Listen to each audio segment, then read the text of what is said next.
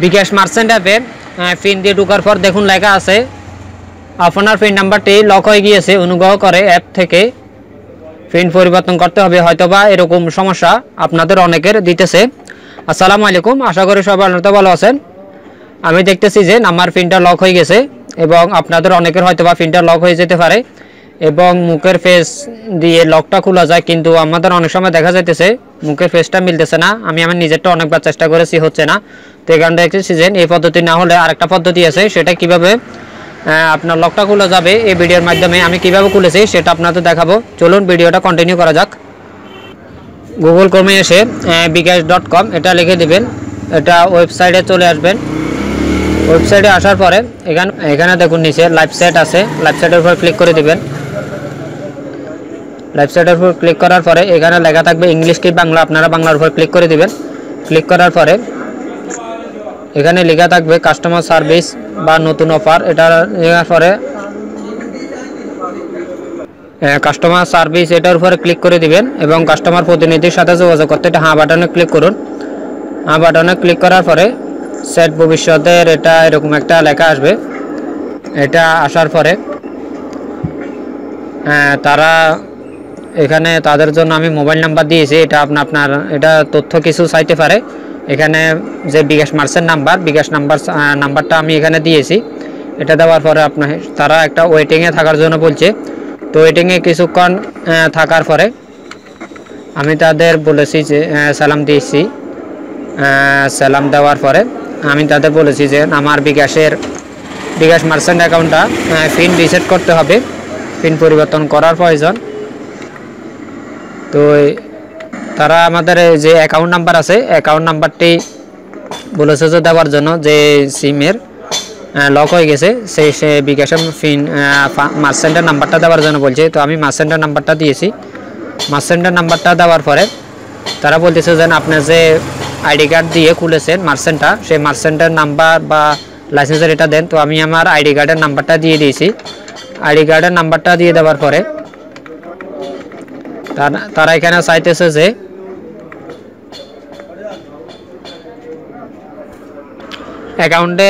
বিকাশ অ্যাকাউন্টের বর্তমান ব্যালেন্স কত জানার জন্য বলছে। তো আমি যেহেতু মনে নাই ভুলে গেছি, এটা লিখেছি।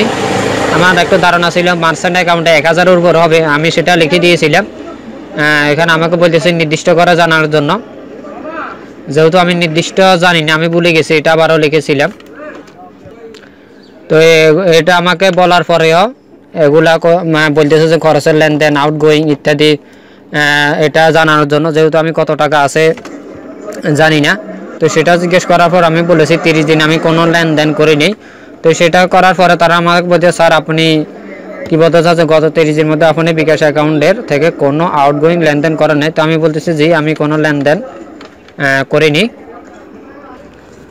এখন আমাকে তারা বলতেছে যে আমি যেহেতু কোনো ডকুমেন্ট দিতে পারিনি, তো দুঃখিত আপনার দেওয়া তথ্যগুলো মিলছে না, কারণ আমি এখানে কত টাকা আছে সেটা বলতে পারিনি।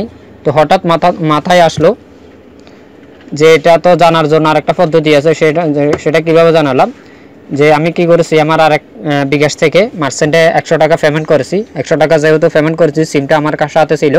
তো এখানে কত টাকা আছে সেটা আমি জেনেছি, এতক্ষণ পর্যন্ত সেটা মনে ছিল না। পরবর্তী কাজগুলো আমি আমার কম্পিউটার থেকে দেখাইতেছি যে কিভাবে রিসেট করেছি, যে সিমে কত টাকা আছে জানার পরে আমি তাদের বলেছি সালাম দিয়েছি এবং বিকাশের পিন রিসেট করার কথা বলেছি এবং তারা আমার বিকাশ নাম্বারটা চাইছে। তো সেটা এখানে আমি বিকাশ নাম্বারটা দিয়ে দিয়েছি। বিকাশ মার্চেন্ট নাম্বারটা দিয়ে দেওয়ার পরে আমি যে বিকাশ মার্চেন্টটা আইডি নাম্বারটি খুলেছি বা পাসপোর্ট ড্রাইভিং যে কোনো একটা, তো আমি আমার যে বিকাশ মার্চেন্ট আইডি নাম্বারটা খুলেছি সেটা দিয়ে দিলাম, সে নাম্বারটা আইডি নাম্বারটা দিয়ে দিলাম। আইডি নাম্বারটা দিয়ে দেওয়ার পরে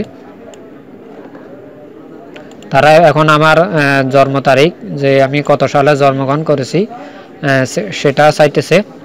তো সেটা দেওয়ার পরে তারা আমার যে মোবাইল আছে, যে বিকাশ মার্চেন্ট আছে মার্চেন্টে কি নামে খোলা সেটা চাইতেছে। তো সেটা নাম্বারটা আমার যে বিকাশ মার্চেন্টের নাম্বারটা দেওয়ার পরে তারা তার সিমে একটা 6 ডিজিটের একটা পিন পাঠাইছে। আমার যে বিকাশ মার্চেন্টের নাম্বার আছে সিমটাতে পাঠাইছিল, সে যে পিন 6 ডিজিটের এটা পাঠাইছে, এটা আমি আবার তাদেরকে পুনরায় দিয়েছি।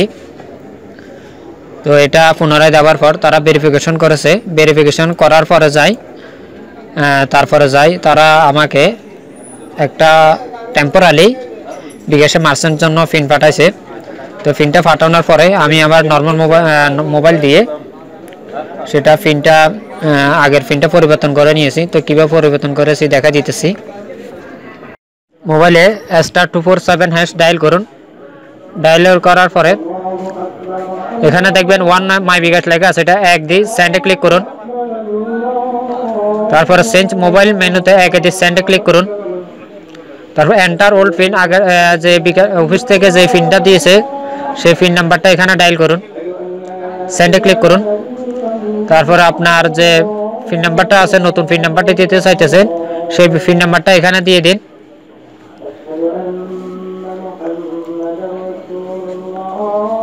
পিন নাম্বারটা দেওয়ার পরে সেন্ডের উপরে ক্লিক করে দিবেন।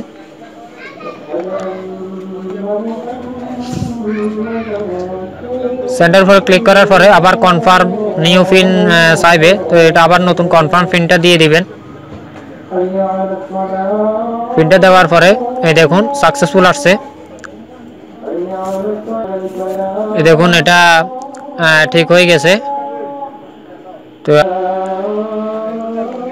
মার্চেন্ট অ্যাপে এখন মার্চেন্ট অ্যাপে ঢুকে দেখি পুরোপুরিভাবে মার্চেন্ট অ্যাকাউন্টের এটা রিসেট হয়েছে কিনা। তো মার্চেন্ট অ্যাপটা ওপেন করলাম।